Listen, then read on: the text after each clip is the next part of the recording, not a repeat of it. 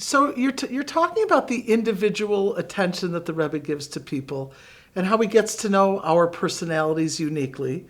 And I told you that story right after Gimel Tammuz about how I was asked to do the Shabbaton because the Rebbe said it should be a Lebediker for Brengen. So this audience may not know unless they know who I am, but I'm a Lebediker.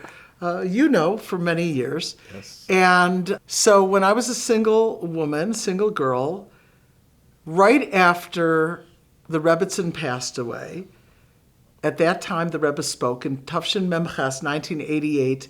The Rebbe spoke about birthdays and Hakels. It was a Hakel year. What is Heschel? Hakel is this year also the 8th of the 7-year cycle where the king would gather the people and tell the Torah to the Jewish people in public, but it means gathering. And the Rebbe emphasized on this 8th year that we should have gatherings. So he was specific after the Rebbetzin passed away to make birthday gatherings, birthday hakels. And he spoke about what the content should be. There should be a word of Torah, charity, tzedakah being given, etc. Hachlatos, good resolutions for the future should be made at those parties. So that was the first year I made my birthday hakel. It happens, and you spoke about Gimel Tammuz, so what started Gimel Tammuz was Tesvav Sivan, the day the previous Rebbe went into prison. So it happens that there's a minor Hasidic holiday. The Hasidim celebrate the days that their Rebbes went into prison as well as came out. So that year, the Rebbe was not at 770 at his synagogue. He was giving talks from his home briefly when there was an occasion, and he was saying his prayers from the home on President Street. The Rebbe was saying all of his prayers from his home and took every opportunity to give a talk. Well, Tesvav Sivan is a minor Hasidic holiday, and he gave the talk. So we all went upstairs to listen to the hookup at Racha Alea Shalom Pinson's house. We listened to the hookup, and the Rebbe was speaking, and everybody knew there was going to be dollars. So after the talk, we all walked up to President Street to the Rebbe's house, and I brought my birthday hakel. There were like 10 girls. One of them stayed home. She couldn't walk so far, and she said, please include us in whatever the Rebbe says. So I told them, let's stay together. If someone needs to come through, push them ahead of us, push them behind us, tell them we're in a group. And lo and behold, now the whole time, I don't know why I did this, Rabbi, you would have advised me differently. The whole way on the way to the Rebbe's house, I'm practicing a phrase in Yiddish. Don't ask why I insisted on speaking Yiddish. I could have said, Rebbe, today is my birthday hakel and these are my friends. I'm practicing, Heint ist mein Geburtstag und das ist mein hakel von Geburtstag.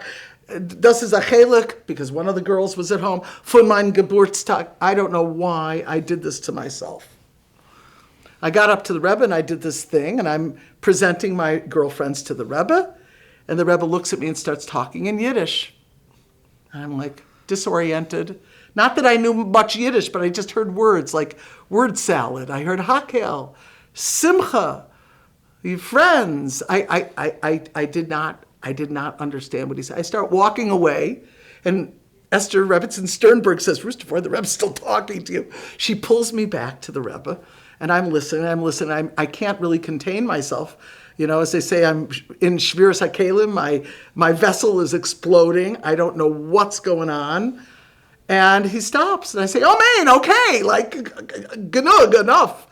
So I walk, and the Rebbe gives everybody her bracha. And when they get outside, they're like, Rus Devorah, what did the Rebbe say? I have no idea. He said something about parties. He said, be besimcha. He said, with my friends. And I said, I think you're all going to get married very soon. I just made that up. Okay. The next day, we went back to the hakel. We sang, we verbracht. It was fun. Everybody had her dollar and her bracha. We got an extra $1 for the girl who stayed home. The next day, I'm in my office at Rabbi Hecht's office, and there's a phone call. Rabbi Klein, Olav Shalom, knew where I worked. He said, did you hear what the Rebbe told you last night? I said, not really. He said, the Rebbe told you you need to make hakels. I said, birthday hakels? He said, no, with those friends. You need to make parties. So the Rebbe knows I'm a party girl. I said, but when? It's the end of the year, right? Gimel Tammuz, it's now. Tesvav Sivan, it's now. They're all going to camp or home or to jobs. Shlichus, how am I going to make parties? He said, you'll figure it out. The Rebbe told you to make parties. A few minutes later, I get a call from Esther Sternberg. She goes, Rus Devorah, get a pen. Take a pen and write this down. Now, I didn't really understand it when she said it, but she translated it. I thought I'm in conversation with you. Sorry, I thought you know a little Yiddish. I know a little, yeah. A bissel. So he said, Ir soll mannen, you need to demand. Ze sollen das tun. They need to do this thing. Ze sollen euch anleiten zu sehr besondere Hakel. They're going to invite you to their individual Hakels. Und ihr sollt freien mit sie, wie sie haben gefreit mit euch. You need to party with them like they partied with you. Rebbe knows my personality. He got me down pat. And lo and behold, I said, how are we going to pull this off? When she told me, I called all those friends. We didn't have WhatsApp. It was a little more difficult. I called all those and I said, Rebbe wants us to have parties for the next couple of weeks before I go to the Ivy League Torah study program. And 3 of those girls were madrichos for me in the program. I was directing the program that year. I said, you girls are going to make your party there. We don't have time to make 10 parties in it was like 7 days. There was Shabbos and lo and behold, one was at the park, one was in someone's basement, one was in someone's house. And we partied for literally a week and a half until we got to the program, and then we partied again. So you're talking about how the Rebbe is so intimately aware of each neshama and their qualities or their essence or whatever. Twice the Rebbe told me, go party. Have a lebediker for bringing. Make for bringing in with your friends, hakels, and be lebedik. Yeah, I like to share a story that happened before Gimel Tammuz, when the Rebbe would give dollars. We were raising children in Buffalo, New York. It's not exactly the most concentrated Jewish. Oh, this is not residence. They told me that this is the best place to live This if is you're not a Jerusalem. religious Jew. It's not Jerusalem or... They duped me. Rabbi, you duped me to come here. Or Borough Park. And we always worry about if our kids are going to get the best Jewish education possible. So we wanted to ask the Rebbe for a blessing for them, which we could have done by mail. But we thought since we go to Crown Heights to be by the Rebbe every now and then, that we're going to ask it in person. And, you know, when you described going by the Rebbe to get dollars, you have to realize that there were thousands of people there. And if you really stood there and had a discussion with the Rebbe, you were, number one, keeping the Rebbe standing. The Rebbe, Yes. when he gave the dollars, he would stand the entire time, no break for anything, not a glass of water, not a bathroom break, not a sit down. The Rebbe's in his late 80s. You didn't want to impose on the Rebbe. And the Rebbe was giving to thousands of people dollars and blessings, looking at every person. And when the Rebbe looked at every person, he saw you who you really are. And every extra few seconds that you stood there meant that the Rebbe would have to stand not 6, 7 hours, but 8 hours, 9 hours. And then with thousands of people waiting online. So you had to be very, very succinct, very quick. And if you get nervous, because it's very easy to get nervous when you're in the presence of such a great person, nothing comes out of your mouth. So I decided my wife is going to be the one to ask the Rebbe for the blessing, not me. So my wife is planning and really looking forward to the time when she could stand in front of the Rebbe and ask for a blessing for our children. A few days before we went to New York, we got a call from someone in the community that his mother was ill. So as the Rebbe's emissaries, our job is to think about the well-being of our community. You can't abandon ship. Right. So we decided that my wife is going to ask for a blessing for that woman, but you can't ask for 2 things because there's not enough time. It wouldn't be right. We'd have to postpone it for another time. So while she's waiting online, she's thinking to herself, oh, I would love to be able to ask the Rebbe for a bracha for our children. But I'm not going to because this woman is in need of a blessing, and I'm going to ask for her. So she comes in front of the Rebbe, and she said, I want to ask for a blessing for a refuah, for a recovery, for so-and-so. And the Rebbe answers, Amen, and she walks away. That's it. And when you walk away from the Rebbe, you don't walk with your back to the Rebbe, of course. So the Rebbe turns to her with a smile, says to her, you should have a lot of nachas from them. That's a blessing you give for children. Nachas means pleasure and satisfaction from your children. Beautiful. So here the He Rebbe, knew what was on the her Rebbe mind. knew what she was thinking of, and that she sacrificed her opportunity to ask for a blessing because she's concerned about another Jew.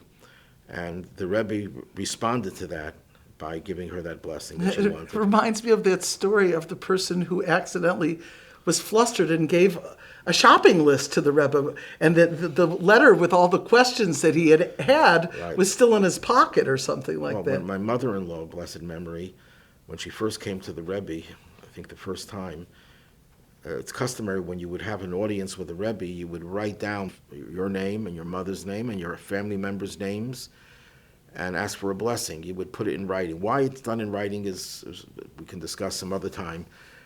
The simple reason is that you shouldn't forget. So anyhow, she gives the Rebbe the note with all the names of her 7 children, her name, her husband's name, and 7 children. And the Rebbe says, you left out one of your sons. And the Rebbe mentions the son by name. And the Rebbe adds that to the list. What happened was, a mother wouldn't leave out a name of a child, but she wrote the names quickly, and then she rewrote it to make it more neat. And when she rewrote it, she left out skipped one name. And the Rebbe, of course, knew everyone's Amazing. name and was able to note that she left something out. So We're so blessed to know that the Rebbe takes defined attention for each individual.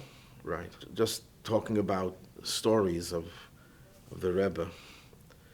There's a story that happened, again, to show the Rebbe's sensitivity. My younger brother, Yosef You're Yitzchak. going to tell the matzah story? Yes, that's the matzah Tell story. the matzah story. When he was about 14 years old, the Rebbe had a custom that every Erev Pesach, the day before Passover, in the afternoon, they bake special matzah. And the Rebbe would get a certain amount of matzah and distribute it to every person who would stand on line until the holiday began.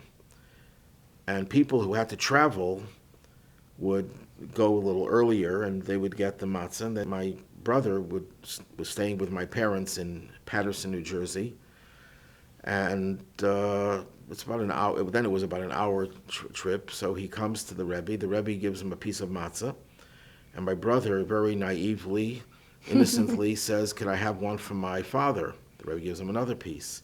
"Can I have one from my mother?" Another piece. "Can I have one from my grandfather?" Another piece. "From my sister?" From my brother. I don't know how. I think about 6, 7 pieces. And the Rebbe very patiently, even though the Rebbe's standing for hours, and Just he's give him a stand for- box. and the Rebbe gave him a piece for every family member. When he came home to my parents, my father was very upset. He says, "Why did you trouble the Rebbe? One piece would have been enough. It's a symbolic piece. I mean, it's not enough to fulfill your obligation of eating matzah. We could have just broken it into smaller pieces and given everyone."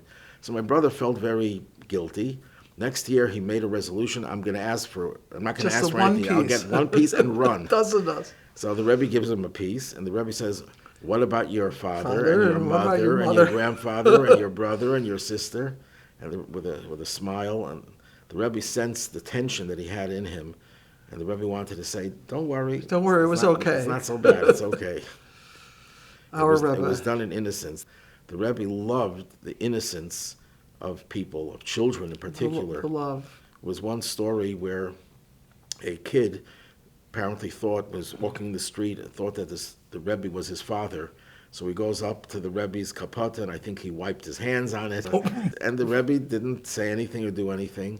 And then after Shabbos was over, the mother, when she heard about it, she was beside herself. So she writes to the Rebbe, "I apologize. I hope that, it's not..." Didn't disturb the Rebbe. And the Rebbe writes back, "Why do you have to apologize? This is I'm not using the exact word, this is so beautiful. If only adults would have the innocence, the purity of a child."